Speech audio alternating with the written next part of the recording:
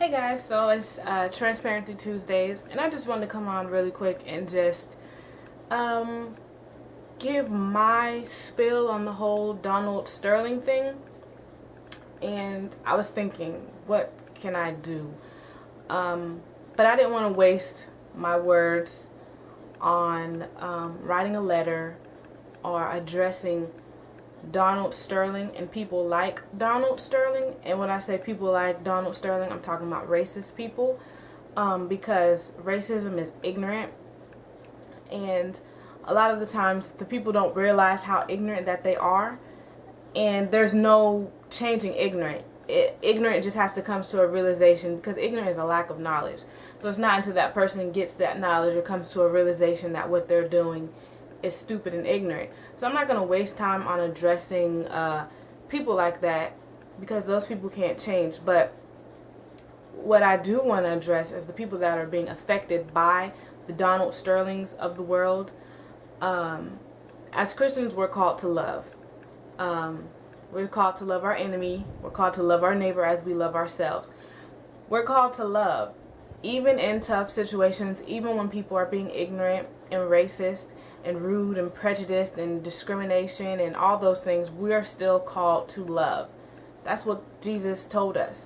That's what we're supposed to do. So how can you love someone in a situation where they're being racist and evil and hateful towards you, or saying racist and hateful things about you or a group of people, or whatever the case may be? What do you do? What I've learned over the years, and I'll give a little story. At my job, I come across racism and discrimination and prejudice more often than not. It seems like every day. I remember there was a time one of my coworkers, excuse me, he asked me what a certain Ebonic term meant, and I knew what the term meant, but I didn't want to give him that satisfaction, and plus I wanted to see what he thought it meant. So I can't remember the term, but he asked me and I said, no, what does that mean? And he was like, wow, I can't believe you don't know that. I thought Ebonics was engraved in black people's brain at birth. I can't believe you don't know that. Black people, just going on and on. And honestly, all I could do was walk away, because I was so offended that he would say something like that. And he has same co-worker has offended, he just offended me the other day with saying something about black people, and I'm still coming out of being passive aggressive and into assertive, but I want to make sure that I do it the right way, because people at my job that I work with, they know that I'm a Christian. People that know me, they know that I'm a Christian, so they expect me to react in a certain way. Excuse me.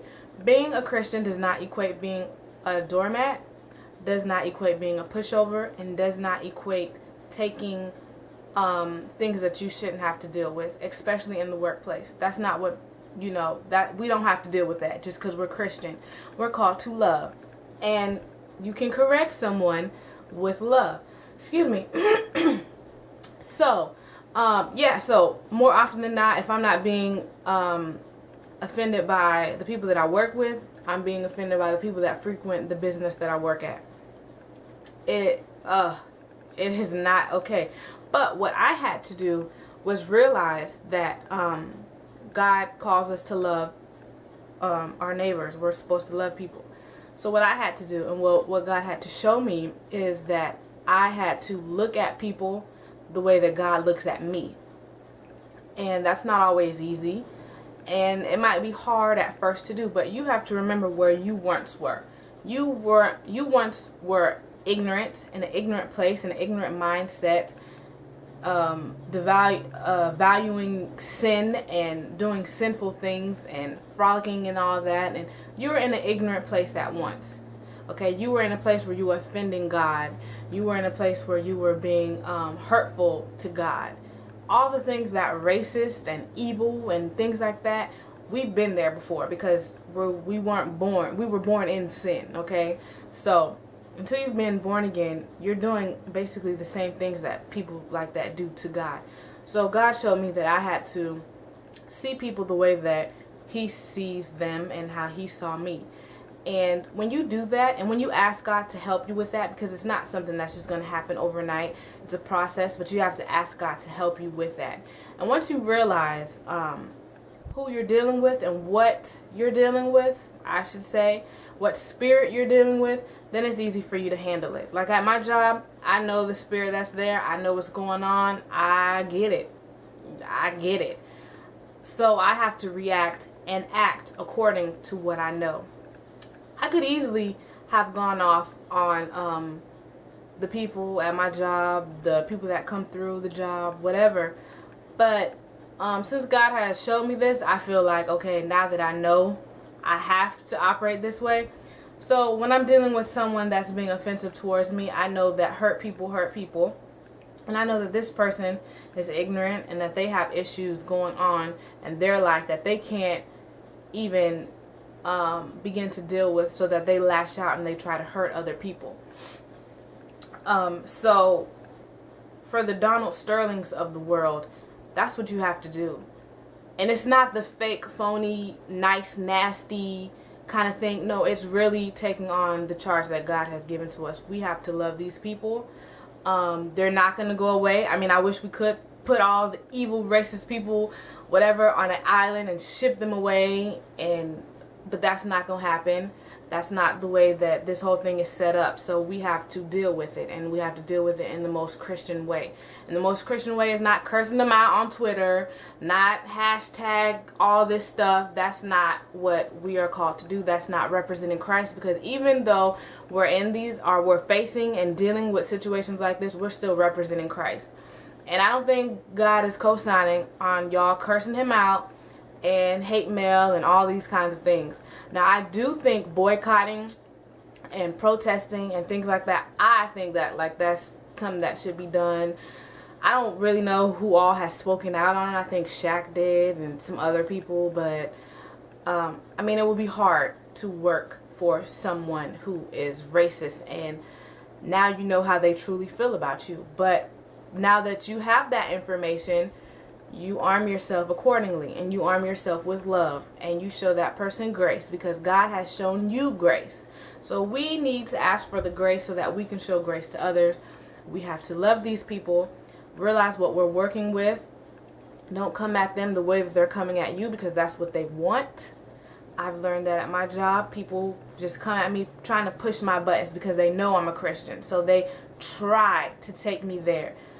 Nobody can take you out of character but yourself. No one can make you say or do anything but yourself. So you have to realize and be mature enough to recognize who and what you're dealing with, and then react accordingly. And that reaction should be with grace and in love. And I'm not saying that we don't get upset and angry, because we do. We're humans. Though we're Christians, we are humans, and we have human emotions. And the Bible says, be angry and sin not. It is okay to get angry. It is okay to be upset. That's why you talk to God. You let him know, hey God, I'm upset. This is frustrating me. I can't deal with these people. Help me. Give me the grace to make it through this situation and to grace these people without coming out of character. Whatever you have to do, do those things. The Bible says be angry and sin not. So all that cursing and hate mail and threats and all that stuff, that's not God. That's not of God. So put that aside. Be led by the Spirit, move in grace, move in love, and that's the only way that we can overcome. That's how Jesus overcame when he came on this earth. He wasn't going out there. I mean, he did have the whips and flipping tables. That's being assertive. Don't be passive, be assertive. However, he did not give to those people what was given to him. He didn't fight fire with fire. He didn't fight evil with evil.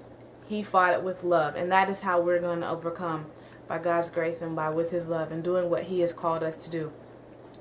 And that's to love thy neighbor. So I just wanted to encourage anyone that might be in a situation, whether it's in your job, in your community, wherever. Racism and all that stuff is everywhere. I'm sure that somebody somewhere has experienced it. So I just hope that this is an encouragement to you that, hey, you're not alone. I deal with it every time I go into my job. But God has equipped me with the tools to deal with it, and I pray that if you seek him, he'll do the same for you, and make it a little bit easier for you along this journey. That is a part of the abundant life, being able to have peace in the middle of the storm. being able to still have your joy and maintain who you are, even when people are being racist and discriminatory towards you and prejudiced and just hateful towards you. That is the abundant life. So I pray that whatever situation or whatever you're dealing with, or that you seek God on that situation. So if you love someone, tell them I love you all. Bye.